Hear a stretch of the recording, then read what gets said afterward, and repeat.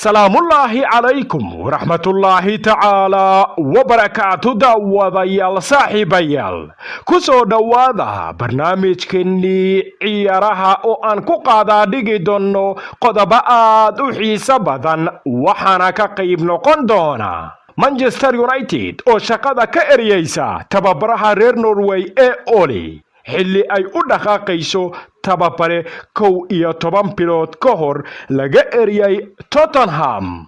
Arsenal oo ugu dambeyntii shaacisay wixii ay sugayeen jamaahiirtooda oo noqonaysa lambarka uu xiran doono Thomas Partey oona lagu tilmaamaba inuu yahay tiirka khadka dhexe ee ugu wanaagsan caalamkan iyo qaaradda Yurub.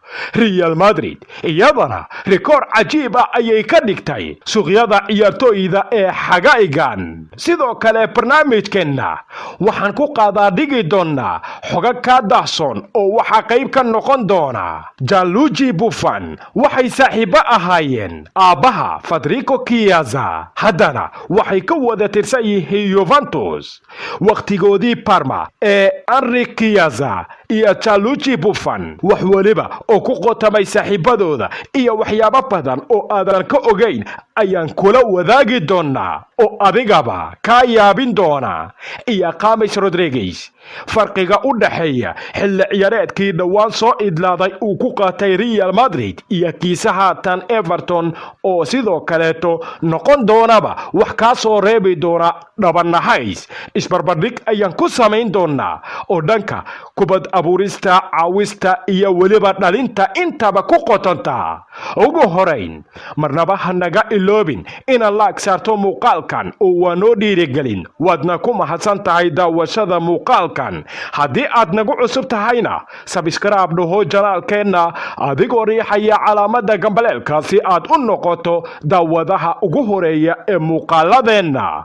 mahadsanid, halkani waa Tulito Journal. aan ku bilaabano barnaamijkeenne. Manchester United ayaa xiriir rasmi ah la samaysay Mauricio Pochettino si uu u noqdo tababaraha cusub ee Manchester United, shaqadana uu ugu bedelo Ole Gunnar Solskjaer, kaasi oo la sheegay in shaqada laga eryi doono xilli kooxdana ay samaysay saxiixyo muhiim ah sida Edinson Cavani, Alexis Telles iyo Amada. United tan iyo markii ay ka soo gaareen Tottenham iyadoo joogta Old Trafford 6 daqiiqo waxay bilaabeen in ay raadiyaan nolol ka dambaysa tababare Ole, kaasi oo ay u arkaan haatan inuu yahay Mauricio oo aan wax shaqo ah qaban tan iyo markii laga eriyay Tottenham 11 bilood ka hor. mas-uuliyiin ka tirsan kooxda laguna Sociedad al-Humra ayaana u xaqiijiyay wargeyska Daily Star ee ka soo baxay UK in kooxda ay xiriir la samaysay Mauricio Pochettino wakiiladiisa, isla markaana haatan ay u socdaan wada hadalla maraya meel wanaagsan. warka waxuu intaasi ku daraya xubno sare oo ka tirsan maamulka kooxda in ay codsanayaan in tababare Ole fursad la siiyo si loo ogaado in kooxda uu ku samayn karo isbedel natiijo iyo in kale. laakiin Edward ayaa ku adkaysanaya in la eriyo tababaraha reer Norway, waxaana uu u cuskanaya qodobka ah in kooxda uu gaarsiin doono tababare Ole meel aysan ugu tartami karin koobab kale. sidaas darteedna waxuu raacdaynayaa in kooxda ay la soo saxiixato tababaraha reer Argentina ee Mauricio Pochettino oo Ole waqtigiisa wuxuu ku dhow yahay heer gabagaba ah. Arsenal inkastoo ay samaysay saxiix loo riyaaqo kaasi oo noqonaya Thomas Partey, haddana waxaa la sugayay lambarka uu u xiran doono kooxda. ugu dambeyntiina kooxda ka dhisan waqooyiga London ayaa ku dhawaaqday wixii ay sugayeen jamaahiirta. ganayskani qadka dhexe ayaana xiran doono lambarka 18 ee Arsenal, kaasi oo taariikh wanaagsan iyo mid xunba ku leh kooxda ku ciyaarta Emirates. kii ugu dambeeyay ee xirtayna wuxuu ahaa Nacho Monreal oo ka tagay Arsenal xagaygii hore 4 sano ee ugu dambeysay. Thomas Partey kooxda Atletico Madrid wuxuu u xirnaa lambarka 5 laakiin waa ku guul daraystay inuu helo lambarkaasi sabab la xiriira inuu u xiran yahay Socrates oo la filayay inuu ka tago Emirates laakiin ugu dambeyntii kooxda ku sii nagaaday. Real Madrid iyadana suuqa xirmay ee xagaygan waxay samaysay taariikh la yaab leh. sababta ayaana noqonaysa in Los Blancos loo diiwaan geliyay rikoor cajiib ah oo ah 40 sano ee ugu dambeysay in kooxda wax dukaamaysi ah aysan ka samaynin suuqyada ciyaartooyda. tababare Zidane ayaa kaliya ku guuleystay in kooxda uu ku soo celiyay ciyaartooy amaah kaga maqnaa sida Alvaro, Martin Odegaard iyo waliba kuwa ay ku fasaxeen amaah iyo kuwa si toos ahba ay isaga iibiyeen. taasi ayaana ka dhigan Real Madrid in wax suuqa ay samaynin markeedii ugu horeysay suuq ciyaartooy oo furan tan iyo 1980. rikoorkaasi la yaab kale ayayna dhigtay waqti xaadirka kan kooxda caanka ah ee lagu magacaabo Real Madrid. xaqiiqso haddii aan ku iraahdo kubadda cagta waa mid la yaab ka samaysan. suuqa xagayganna waxaa dhacay la yaab dhaxalgal ah taasi oo fagax iyo amakaagba ka soo saartay qayb ka mid ah bulshada ku nool caalamkan. siiba heshiiskii amaahda ahaa ee labada xilli ciyaareed uu ugu biiray kooxda iska haysata horyaalka Serie A Talyaaniga ee Juventus Federico Chiesa kaasi oo ay kaga qaateen naadiga Fiorentina. shaki kuma jiro in isaga oo 9 jir ah uu kooxda Fiorentina uu ku biiray Federico Chiesa sidaasi oo ay tahayna dunidan uu ku soo biiray 25 October 1997. laakiin halkan waxaa ku keedson dhacdo dadka oo dhan aynan ku wada baraarugsanayn taasi oo noqonaysa bishii Agoosto 1999 Gianluigi Buffon in uu kula guuleystay koobka UEFA Cup. Enrico Chiesa oo ah aabbaha dhalay Federico. Enrico Chiesa saaxiib dhow oo isaga dhow waliba ciyaartooyda kale ayay ahaayeen isaga iyo Gianluigi Buffon. waqti iyo waayo wacan ayayna ku wada qaateen kooxda Parma oo waxaa la xasuustaa xitaa ku guulaysiga koobkoodii UEFA Cup oo ay qaadeen 1999. wareegga afardhabaadka waxay ka soo tillaabsadeen Atletico Madrid oo ay ku asuuqeen 2-1. waliba labada gool oo ay dhalisay kooxda Parma mid ka mida wuxuu ka yimid Enrico Chiesa. halka sidoo kale kooxda Bologna iyadana rigoorayaal ay kaga soo tillaabsatay kooxda Marseille ee ka socotay Faransiiska. labadii kooxood ee ka kala socday Faransiiska iyo Talyaaniga ee Parma iyo Marseille ayaana lagu wada ballamiyay Luzhniki Stadium magaalada Moscow 12 May 1999 halkaasi oo ay ku ciyaareen finaalka koobkaasi oo haatanina loo yaqaano UEFA Europa League. kooxda Marseille in ay u soo baxdaba finaalka UEFA Cup faa'iido uma ahayn oo waxay qaabishay wax aanan la filayn kaasi oo ku noqday nabar iyo naxdin aan iyagaba ka go'aynin. oo Parma waxay la timid bilowgii goolka koobaad daqiiqadii 26 ka gadaal markii Crespo uu dafay Pannoni Blanca uu doonayay inuu madax ugu baaso goolhayihiisa laakiin uu awoodi waayay.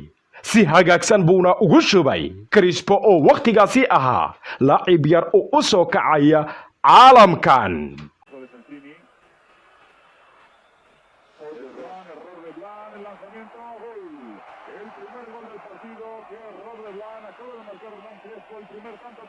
Parma dhankasteetaba waxay noqonaysay koox ku awood badnayd ciyaartii ka dhacaysay istaadiyaha Luzhniki ee ku yeelay caasimadda Ruushka ee Moscow. Vinoli ayaana keenay daqiiqadii 36 goolkii labaad ee kooxda Parma ka gadaal markii madax hagaagsan uu la helay loob laga soo saaray dadabka midig. Esperaba el error francés, no es fuera de juego, por lo menos no levantó el banderín el asistente, el centro de Fuster y gol. sidaasi oo ay tahay shabaqadii kooxda Marseille waxaaba goolkii saddexaad ku shubay oona soo qatimay guud ahaanba ciyaarta daqiiqadii 55 Enrico Chiesa oo Benoni aan loo aapa yeelin ku hubsaday goolkii kooxdii ka soo tagtay Faransiiska. Viene el balón Turán, juega Perón, Perón Crespo que deja pasar y golazo, golazo de Chiesa. Qué golazo, qué jugada, qué bien ha salido Turán desde atrás, se ha apoyado en Perón. sidaasi ayayna ku qaabishayba guuldaro weyn oo noqonaysa 3-0 kooxda Marseille balse aan u soo laabanno muhiimadda faaqidaadeenna oo noqonaysa 2020 garoon ay wada gali doonaan iyagoo wada matalaya weliba kooxda Juventus Federico Chiesa iyo weliba Gianluigi Buffon oo ah goolhayaha kooxda Juventus sidoo kalena ah adeerka Federico Chiesa maadaama saaxiibo dhow ay wada ahaan jireen Enrico Chiesa oo ah aabaha Federico yaabkiisa oo la yaabba kama dhamaado dunida kubadda cagta. dhinaca kale James Rodriguez wuxuu ku soo biiray kooxda Premier League ee Everton bishii September 2020 waxaana qalika uu ugu dugay heshiis 2 sanadood uuna dooq u haysto in uu sanad kale ugu daro halkaasi ayuuna kula midoobay tababarihiisii hore ee Carlo Ancelotti kulankiisii ugu horeeyay wuxuu ku soo muuqday dabayaaqadka bishii September ciyaar noqonaysay toddobaadkii koobaad ee Premier League oo si sahlan ay ku soo dhaafeen kooxda Tottenham sidaasi oo ay tahay toddobaadkii ku xigay Everton wuxuu u dhaliyay goolkiisii ugu horeeyay ee Premier League ciyaar 5-2 ay kaga soo tilaabsadeen kooxda West Bromwich Albion mar kale ayuu James Rodriguez cadeeyay nafsadiisu waxa ay tahay ka gadaal markii goolalna uu dhaliyay kuwana caawiya uu ka noqday ciyaartoodii ugu dambeysay ee Goodison Park ay ku martiqaadeen kooxda Brighton 3 bishii October 2020 waliba waxay kaga soo tilaabsadeen kooxda Brighton ilaa iyo 4-2 oo noqonaysaba guul aad u weyn. Everton haatan waxay ka madax tahay horyaalka Premier League ee dalka Ingiriiska oo waa midda ugu sareysa. James Rodriguez ayaana qayb libax leh ka qaadanaya in kooxda Carlo Ancelotti ay ku raaxaysataba saaxadda horyaalka ugu xiisaha badan qaaradda Yurub kaasi oo laga ciyaaro cariga Ingiriiska. Real Madrid ayaana si dheedheel iyo dhalanteed ah ku soo fasaxday mid ka mid ah halyayadooda kaasi oo ay u dayriyeen isla markaana ay ku tilmaameen in uu yahayba mid aanan waxba ku toornayn waxaana ku cadaynaya in isbedel weyn uu ku dhacay haatan James Rodriguez aan tusaale u soo qaadano xilli ciyaareedkii dhawaan soo idlaaday ee 2019-2020 iyo waxa uu ku qaatay kooxda faca weyn ee Real Madrid wuxuu matalaadeedu yeeshay 14 kulan oo tartamada oo dhan ah waxa uu dhaliyay 1 gool halka sidoo kalena uu 2 gool caawiya ka noqday ilaa ninku waxa uu ahaa mid ciishon oo hibooyinkiisa qaaska ah kuma soo bandhigi jirin Real Madrid 2020 waa tii uu u soo wareegay xagga iyo Premier League qaasatan Everton waxaana uu awood u yeeshayba inuu u ciyaaro ilaa iyo 5 kulan waxa uu dhaliyay 3 gool halka sidoo kalena uu caawiya ka noqday 3 kale taasi oo la micno ah in ilaa iyo haatan uu ku lug yeeshayba 6 gool 5 kulan uu u ciyaaray kooxda Carlo Ancelotti waxaana kulan kasta daqiiqad kasta oo kamida uu cadaynaya waxa uu yahay laacibkani reer Colombia waxaana la dhigi karaa waqti xaadirka kan wuxuu ku jira waqtigii ugu wacnaa ee xirfadiisa ciyaareed ka gadaal markii uu ka soo dhaqaajiyey Real Madrid oo ka dhigtayba laacib dirisla ah kursiga kaydka. laakiin haatan waxa uu yimid hal uu ka madax yahay taasi uu hoggaanka u hayaba tababarihii isagaba jeclaa ee Carlo Ancelotti. Everton ayayna labadoodaba ka soo saareen koox la naafayla yahay oo waxa ku yimid isbedel aad u weyn. sidoo kale 14 kulan uu u ciyaaray Real Madrid James Rodriguez in ay ka kala daadsanayd waxaba ku sii cadaynaysa kaliya waxa uu abuuray ilaa iyo 5 fursadood halka 5 kulan ee kooxda Evertonna uu abuuray wax ka badan 10 fursadood. haatan waxa uu noqday caga dahabkii horyaalka Premier League.